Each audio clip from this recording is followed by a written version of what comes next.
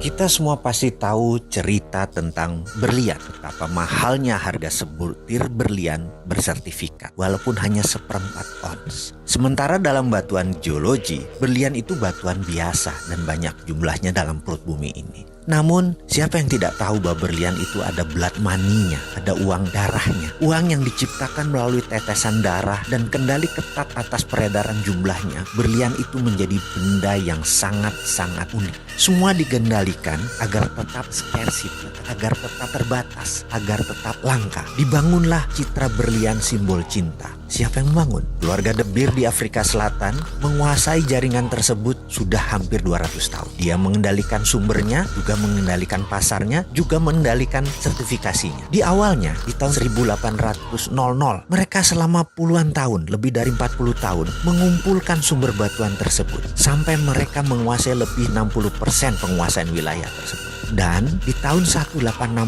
mereka mendeklar dengan menyatakan bahwa berlian adalah simbol cinta, berlian adalah simbol kehormatan, berlian adalah sebuah kekuatan, berlian adalah sebuah kemurnian. Dan image tersebut membuat benda berwarna putih bening tersebut berharga ribuan dolar, walaupun dengan gramasi yang sangat kecil. Kalau Anda tahu itu batuan apa, tetapi kita tidak bisa apa-apa. Kita semua sudah menjadi budak atas pencitraan berlian tersebut. Kita hanya menjadi korban pengambil price taker. Kita tidak bisa menentukan harga berlian. Kita pasrah dengan harga berlian tersebut. Apakah ini kesepakatan bersama? Oh tidak. Ini adalah keterpaksaan yang diciptakan. Dan apa yang keluarga De Beer itu ciptakan dalam bahasa sederhana, dalam bahasa ekonominya adalah economic alchemy atau rumus kimia sukses. Citra berlian sampai saat ini sudah 160 tahun. Sudah banyak tertanam di bawah sadar kita bahwa berlian adalah batuan paling mulia dan paling mahal. Kita ambil contoh, kita sekarang punya batu aki, batu kecubung atau batu lainnya. Kita tidak akan pernah bisa mengalahkan citra berlian tersebut karena citra tersebut dikawal dengan ketat oleh keluarga tersebut. Sekali lagi,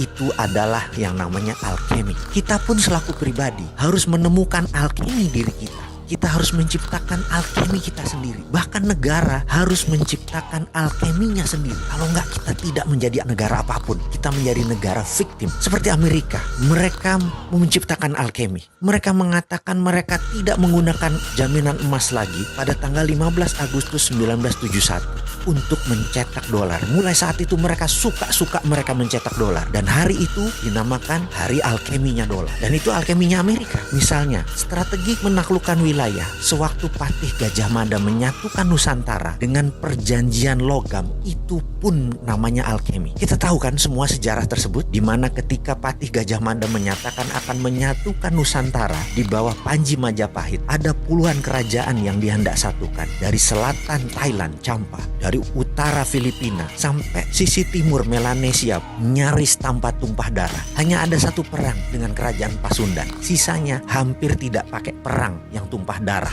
Yang dipakai adalah perjanjian logam. Emas Majapahit dipinjamkan ke berbagai kerajaan dan mereka yang menerima pinjaman emas tersebut menaikkan Panji Majapahit bendera gula kelapa yang berwarna merah putih. Penaklukan Gajah Mada menyatukan Nusantara adalah economic warfare, menggunakan hegemoni ekonomi, bukan hegemoni militer. Cara itu pula yang ditiru Cina dengan strategi obor, one belt, one road, dipinjaminya economic warfare. Apa yang Gajah Mada lakukan itu adalah alkemi. Alkemi itu sekarang diambil oleh Tiongkok. Dan lucunya, Indonesia malah bagian dari alkemi tersebut. Itu ilmu milik Nusantara. Bagaimana sih ini?